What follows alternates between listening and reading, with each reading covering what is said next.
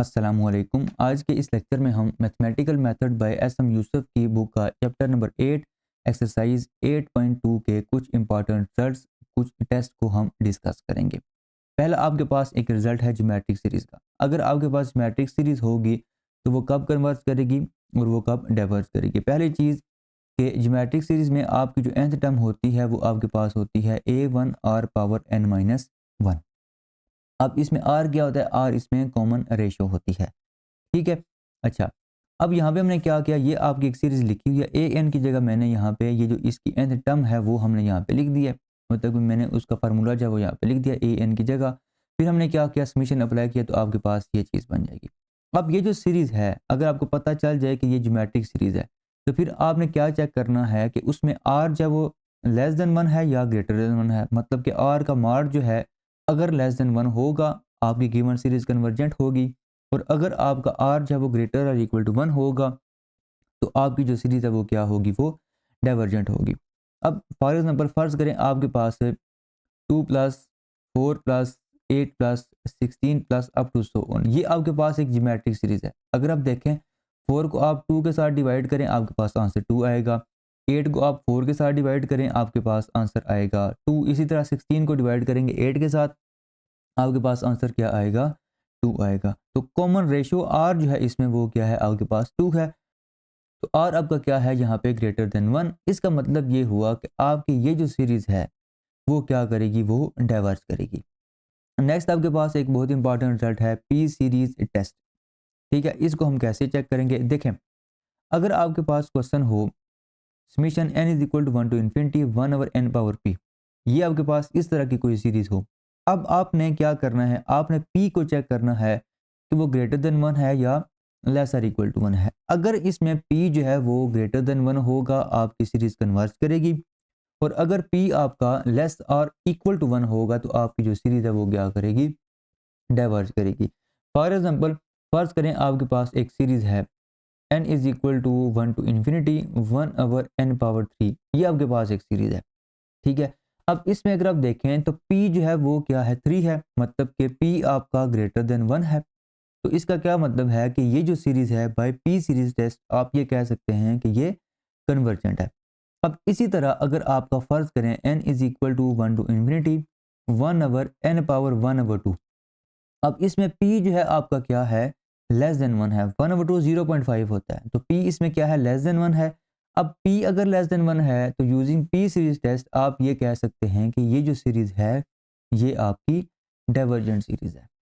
ठीक है, ये बहुत इंपॉर्टेंट है, हम बहुत सारे क्वेश्चंस में इस टेस्ट को यूज करेंगे।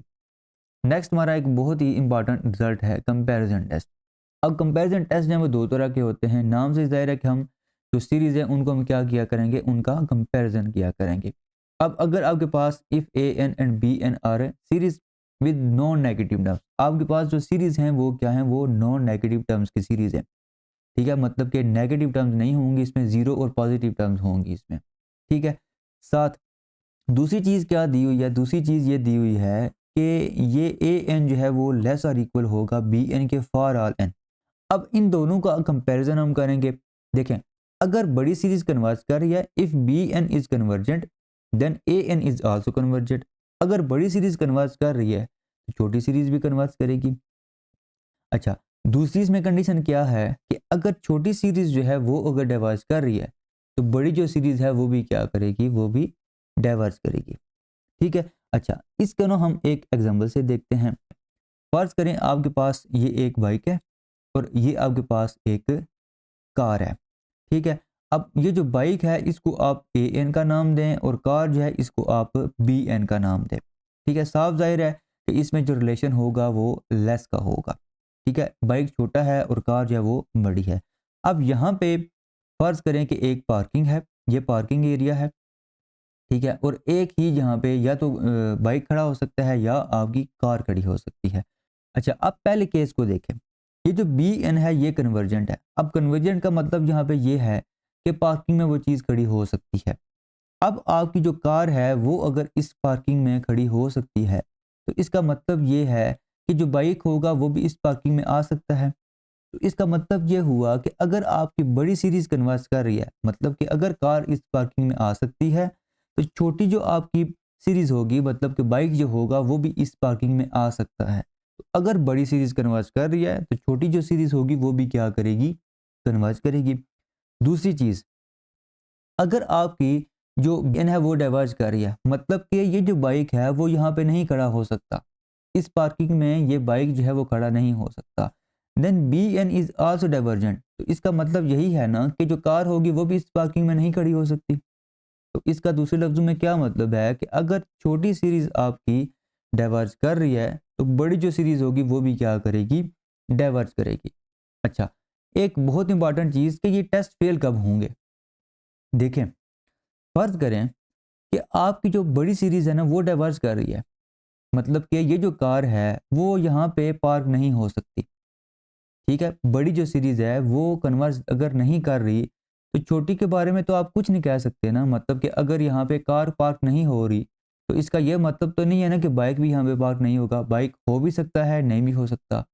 इस केस में क्या होगा आपका, इस केस में आपका टेस्ट फेल हो जाएगा, आप सीरीज़ के बारे में कुछ नहीं कह सकते। अच्छा, दूसरा केस हम डिस्कस करते हैं जिसमें टेस्ट आपका फेल होता है। अगर आपका जो ए एन है वो कन्वर्जेंट है, मतलब कि ये जो बाइक है वो इस पार्किंग में खड़ा हो सकता है।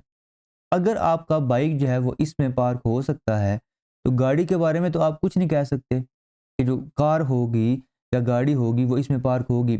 इस केस में भी जो टेस्ट होगा आपका वो फेल हो जाएगा। ठीक है, तो इनको भी आपने ध्यान में रखना है, क्योंकि जब हम क्वेश्चंस कर रहे होते हैं समटाइम स्टूडेंट क्या करते हैं, तो केस इन दोनों में कोई बन रहा होता है, वो सीरीज की कन्वर्जेंस और डाइवर्जेंस को ना बता रहे होते हैं। तो इस चीज़ का आपने ख्याल रखना है कि जब टेस्ट फेल होता है वो भी आपको ना क्लियर होना चाहिए, पता होना चाहिए। अब आते हैं, हमारा जो दूसरा लिमिट कंपैरिजन टेस्ट है ये क्या है, इसमें हम क्या करेंगे, इसमें हम लिमिट फाइंड किया करेंगे। A n and b n are positive term series, मतलब कि इसमें भी आपका जो ए एन होगा और बी एन होगा वो पॉजिटिव टर्म का होगा। अब इसमें आपने क्या करना है, ए एन आपको गिवन होगा, बी एन आपने खुद चूज करना होगा, और ए एन और बी एन की आपने लिमिट फाइंड करनी होगी एन अप्रोचेस टू इन्फिनिटी, और उसका आंसर जो है वो फर्ज करें वो एल आर है। अब एल पे डिपेंड करेगा कि आपकी जो सीरीज है उनका बिहेवियर किस तरह का होगा।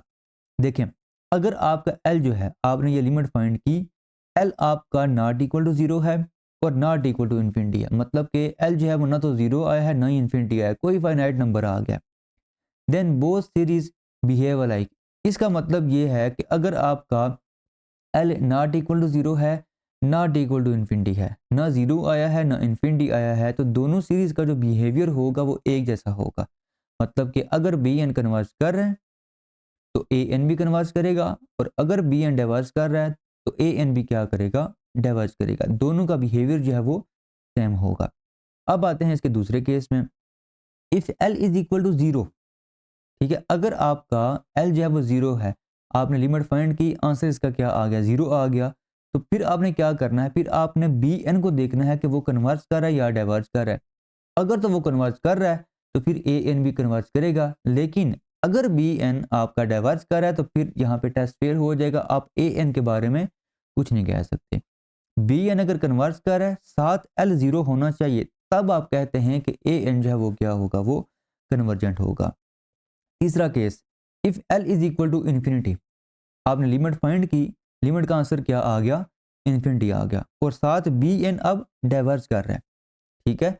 अगर एल इन्फिनिटी है, साथ बी एन डाइवर्ज कर रहा है, तो फिर ए एन भी क्या करेगा, डाइवर्ज करेगा। यहाँ पे आप ये नहीं कह सकते कि जी एल जो है वो इन्फिनिटी है, बी एन जो है वो कन्वर्ज कर रहा है, तो ए एन भी क्या करेगा, कन्वर्ज करेगा। इस केस में भी टेस्ट आपका फेल हो जाएगा, ठीक है। या बी एन आपका डाइवर्ज कर रहा है और एल जो है वो आपका क्या आ गया, जीरो आ गया, तो आप ये कह रहे हैं कि जी ए एन जो है वो भी क्या करेगा, डाइवर्ज करेगा। इस केस में आपको जो टेस्ट है वो फेल हो जाएगा, ठीक है। तो दोबारा सुन लें, अगर आपका L not equal to zero होगा, नॉट इक्वल टू इन्फिनिटी होगा, दोनों का बिहेवियर सेम होगा, ठीक है। अगर एक कन्वर्ज करिए दूसरी भी कन्वर्ज करेगी, अगर एक डाइवर्ज करिए तो दूसरी भी क्या करेगी, डाइवर्ज करेगी। दूसरा केस क्या है कि अगर एल जीरो है, साथ बी एन कन्वर्ज करना चाहिए, जीरो का जो लिंक है वो कन्वर्जेंट के साथ है, अगर एल जीरो है, बी एन कन्वर्ज कर रहा है, तो ए एन भी क्या करेगा, कन्वर्ज करेगा, और इन्फिनिटी का जो लिंक है वो डाइवर्जेंट के साथ है। अगर एल आपका इन्फिनिटी है तो बी एन डाइवर्जेंट है, फिर आप कहेंगे कि ए एन भी क्या है, डाइवर्जेंट है। नेक्स्ट लेक्चर में हम इंशाल्लाह इन रिजल्ट को यूज़ करके हम सीरीज़ की कन्वर्जेंस और डाइवर्जेंस को चेक किया करेंगे। अल्लाह हाफिज़।